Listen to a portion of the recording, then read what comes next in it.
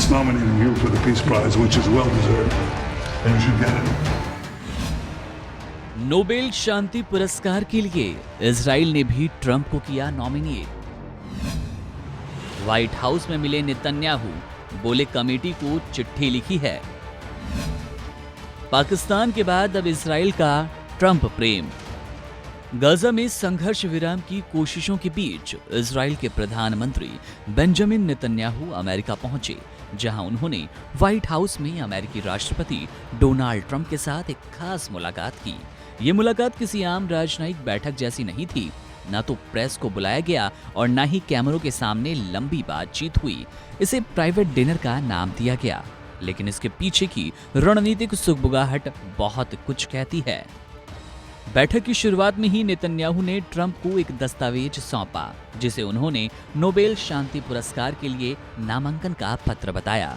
Netanyahu ने कहा कि उन्होंने ट्रंप को नोबेल शांति पुरस्कार के लिए नामित किया क्योंकि वे इसके लिए पूरी तरह हकदार हैं और पुरस्कार उन्हें मिलना चाहिए। सुनने में ये बात जितनी साधारण लगती है, असल में उतनी ही दिलचस्प है।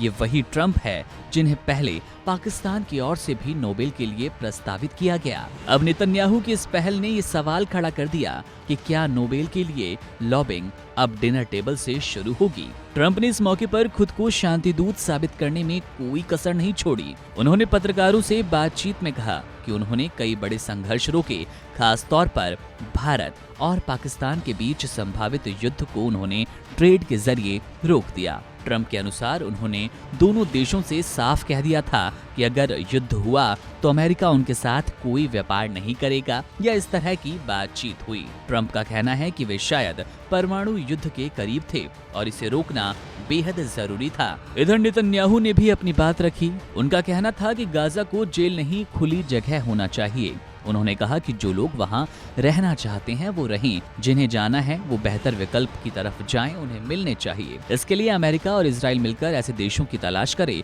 जो फिलिस्तीनियों को बेहतर भविष्य दें। इससे पहले ट्रंप ने भी फरवरी में कहा कि अमेरिका गाजा का नियंत्रण ले सकता है और वहां के लोगों को अन्य देशों में बसाया जाए। इस डिनर में नेतन्याहू की मुलाकात ट्रंप के मिडिल ईस्ट सलाहकार स्टीव विटकॉफ और अमेरिकी विदेश मंत्री मार्को रूबियो से हुई। हालांकि इन मुलाकातों का विवरण सार्वजनिक नहीं किया गया, लेकिन ये स्पष्ट है कि ये एक साधारण डिनर नहीं था, बल्कि एक सुनियोजित कूटनीतिक मंच था जिसमें ट्रंप को एक बार फिर अंतर्राष्ट्रीय पुरस्कार की दौड़ में धकेलने की कोशिश की गई।